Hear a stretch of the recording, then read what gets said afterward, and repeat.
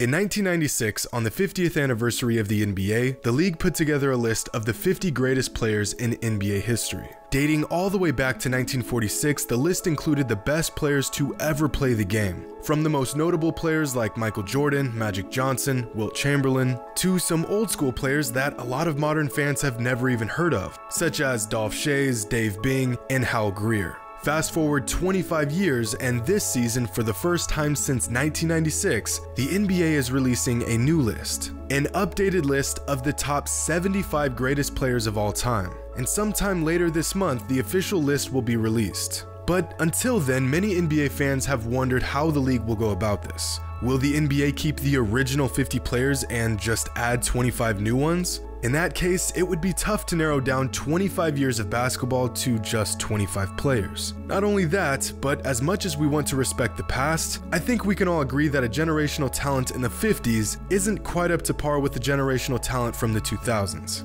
But this list is based off of the greatest players, not the best players. And there's a distinct difference there. A player can be exceptional, but due to many different variables like injuries and bad management, that player may never reach their full potential in terms of greatness. Tracy McGrady, Patrick Ewing, and Dominique Wilkins are all great examples of this. With a list this expansive ranging through 7 decades worth of NBA history, there is bound to be a lot of subjectivity. The official top 75 greatest players of all time list was voted on by a blue ribbon panel of media, current and former players, coaches, general managers, and team executives. But even with all that basketball knowledge and experience, there are bound to be entries that leave you baffled. Writers for USA Today Sports created their own list of the greatest 75 players ever. One writer voted for Robert Horry to be a part of the ultra-elite top 75. Another writer had Casey Jones above James Harden and Dwayne Wade.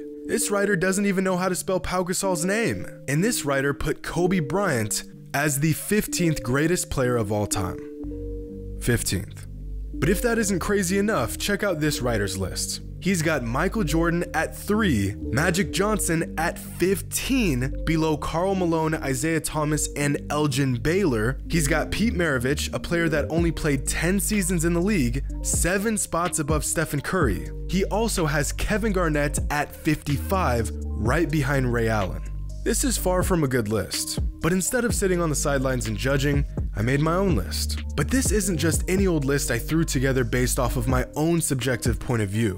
The entirety of my top 75 greatest players of all time was constructed by using purely numbers and statistics. An extremely unconventional and probably psychotic way to go about this. But if you're familiar with this channel, you know this isn't anything new. Numbers don't lie, but they also don't tell the full story. So this will be tough. To begin this process, I selected 110 players that I felt were eligible to even be considered for this list. Players from every era, every decade, every position and play style. 110 players doesn't sound like a lot, but think of any all-time elite talent, and chances are they were included in this process. Next, I chose 13 different metrics to rank each player off of. Now, this was the trickiest part of this entire experiment. I needed to avoid metrics that heavily favorite longevity because there are current NBA players who haven't been in the league long enough to even crack those leaderboards. For example, I chose points per game instead of total career points. But at the same time, we also want to acknowledge and reward when a player maintains excellence for an extended number of years. Some of these metrics may seem a bit random, but after spending far too many hours deliberating this, I'm pretty confident that these metrics give the best representation of every aspect that makes a player great.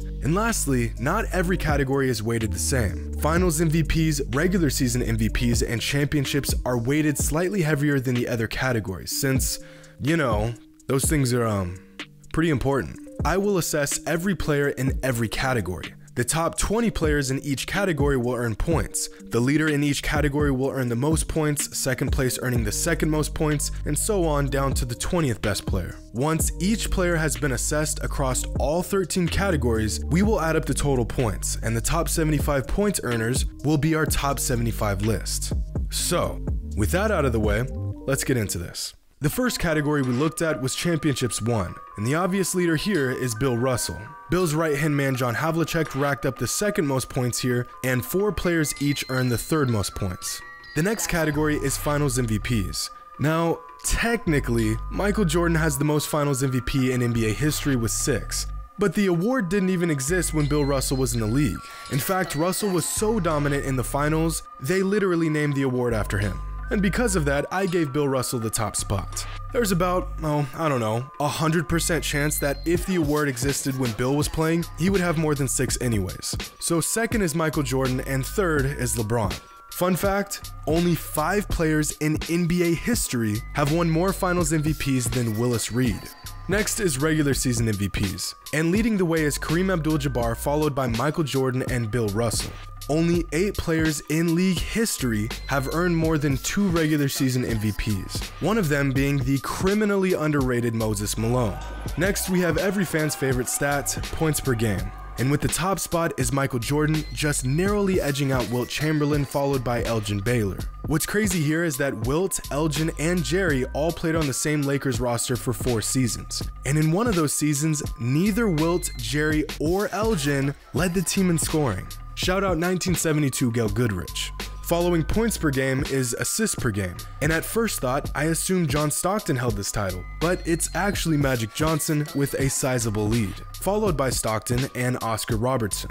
On the other end of the spectrum, we have rebounds per game, a category that is dominated by pre-modern big men, with Wilt Chamberlain averaging a mind-boggling 22.89 rebounds per game, followed closely by Bill Russell and Bob Pettit. Dwight Howard and Joel Embiid are the only active players to crack this leaderboard. Next, we're handing out points to players who dominated the defensive end with all defensive team selections. Tim Duncan is the clear leader here with a selection total that will more than likely never be topped. 15 selections to the NBA all-defensive team. Just think about that. Most players don't even play 15 seasons in the NBA. Second is Kobe Bryant and Kevin Garnett, each with 12 selections apiece. Next, we're looking at all NBA team selections. This category, among the last one we just looked at, rewards sustained excellence, so there are players who aren't on this leaderboard but will be in years to come. Players like Stephen Curry, Kevin Durant, James Harden, Giannis, as well as a few others. But for now, we must assess these players based off of their body of work, and as it stands, the leaders here are LeBron, Kareem, and Kobe. Now, there is a current player that I could see passing LeBron's current record of all NBA selections. Any guesses to who that player might be? Leave your answers in the comments below. Next up is one of the better statistics for measuring a player's value on the court, or rather their impact on winning, and that's win shares per 48. And at the top is unsurprisingly Michael Jordan, but trailing him by just a sliver is David Robinson. That's about as close as it gets. If Robinson played a couple games just slightly better throughout the entirety of his career, he would lead all NBA players in this category. And right after Robinson is Wilt Chamberlain. So remember when I said that this list was going to be made up entirely of numbers and statistics? Well, I lied. This category is one that I made up, but hear me out. This metric is necessary. There are 0 statistics that show how great a player is at making shots. And I'm not just talking about how good a player is at shooting, I'm talking about players who can create and make their own shots. Players that can put the ball in the basket on demand from just about anywhere. There's some advanced stats that do a decent job at quantifying this aspect of the game, but since those metrics only date back to about a decade ago, I came up with this. Now take a good look at this leaderboard, because although it is subjective, I think it's pretty solid, with Kobe Bryant, in my opinion, being the greatest shot maker in NBA history, followed by Stephen Curry, Kevin Durant, Tracy McGrady, and James Harden. Our next category is the infamous PER stat. I know it's become a bit of a punching bag among NBA fans over the last few years, but it's still a solid all-around stat, and it's more data to be considered for this process. And topping the list is Michael Jordan, followed by LeBron James and Anthony Davis. Okay, so here is an interesting category. Peak, as in a player's peak years. In this case, their best 5-year stretch in regards to win shares. And here we can see that Wilt Chamberlain had the greatest peak in NBA history, putting up numbers that don't even register in today's NBA context. At the second spot is Kareem, who had an incredible individual run in Milwaukee that really isn't talked about enough. And in the third spot is Michael Jordan, who at his peak looked like Jesus in a basketball jersey. And last, we have the impact and influence category. This category was narrowed down to 10 players who have influenced the game the most. players that changed the way we see the game, how we watch basketball, how we play basketball, and how we fell in love with the game in the first place. And leading here is Michael Jordan, Kobe Bryant, and Stephen Curry. And that covers it, all 110 players through each of our 13 categories. So, who came out on top? Which players cracked the top 20? And who rounds out the top 75 NBA players of all time? I mean, who are we kidding? Michael Jordan has won it for Chicago. Oh, what a move by Jordan. Oh, whose game is it? It's Michael Jordan's game. He's just simply amazing. With the top spot, just like every other chart we've ever covered, is Michael Jordan, with a total score of 167. Way ahead of everyone else. Michael ended up leading in 4 categories and was top 5 in 8 different categories. Michael's a rare case of a jack of all trades and a master of many. But we all knew he was going to be number 1 all time, so let's take a look at where some other players landed. Our top 10 is made up of Jordan, LeBron, Kareem, Wilt, Russell, Kobe, Magic, Duncan, Durant, and Shaq. Now, is that a perfect top 10? Well, I don't think a perfect top 10 exists, but considering we literally use data and numbers to make this list, I'd say that's a really accurate top 10. And I just want to say that I'm glad to see Kevin Durant in the top 10 all time. Some fans will agree with this, many won't, but all things considered, Durant has put together a career that ranks up with the greatest of all time. If I had to put KD on an all-time list based off of what I personally think of him and his accomplishments, this is about where I'd put him as well.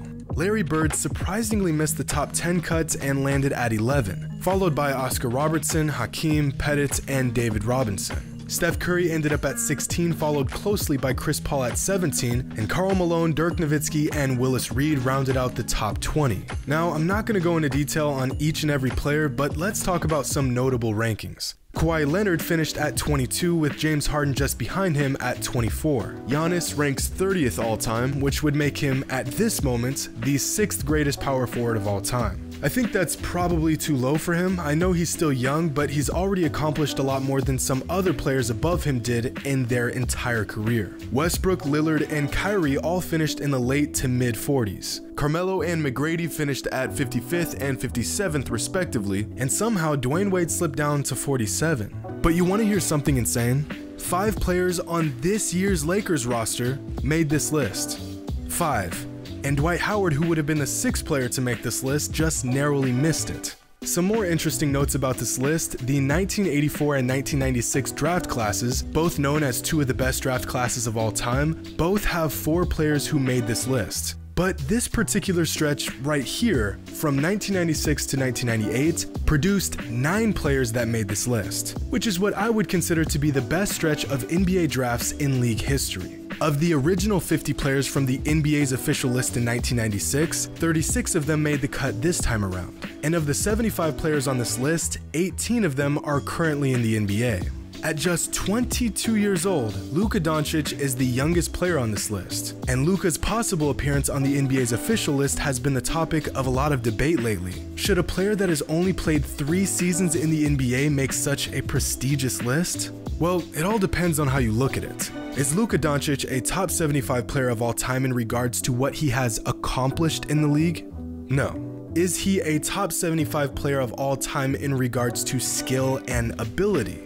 Without a doubt. I would assume that when the NBA makes their list, they will be considering both of these factors. But in the case of our list, the data says he lands at the 42nd spot.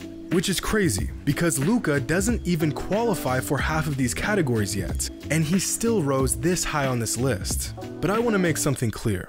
This list is far from perfect. Paul Pierce is too low, Dwayne Wade is too low, he should be somewhere around 30, Bob Pettit's too high, Clyde Drexler and Patrick Ewing didn't even make the cut, which is an absolute tragedy, and I think the biggest flaw in using this particular method of sorting out the top 75 players of all time is that numbers do a terrible job of recognizing the small nuances of a player's game. There's no real way to explain Stephen Curry's on-court gravity using just numbers. A basic stat like points per game does not begin to describe Tracy McGrady's scoring prowess, and no stat truly captures just how dominant Patrick Ewing was in the low low post. Numbers can only take us so far. But you want to know the best part about this list? 95% of our entire process for deciding who lands where was based off of statistics, raw data, numbers on a computer screen. And we still came up with a better list than a lot of analysts and so-called experts. You can either use what they like to call the eye test to assess players, or you can use stats. I would like to think that most fans do a little bit of both. But to know that some individuals have an eye test that can lead them so far astray is baffling to me. Now, I know this list has its flaws, but instead of looking at who is and who isn't on it, look at where players landed on this list and who landed near them. Derrick Rose is right between Bob McAdoo and Nikola Jokic. And when you think about what these players have accomplished, this actually makes sense. Same thing with Willis Reed, Karl Malone, and Dirk Nowitzki. Charles Barkley and Kevin Garnett landed in back-to-back spots as well, which would make sense. But let's be honest, a list this extensive gets pretty shaky after about 40. Pretty much any ranking after that is completely up to interpretation. I don't care how much basketball you watch, the guy you pick at, let's say, the 50th spot is more than likely going to be a different player than who everyone else picks for their 50th spot. And that's probably the best part about this entire process. We've all watched a lot of NBA action. We all have our own opinions, we can all appreciate different aspects of the game. No matter how you split it, no one's necessarily wrong. Well, unless you have someone other than Michael Jordan at number 1. Then you're definitely wrong. And you can go ahead and throw that list in the trash. Let me know what you think, give me your list of top 75 all-time players, make some predictions as to how you think the NBA's list will look. Hope you all enjoyed, and as always, until next time.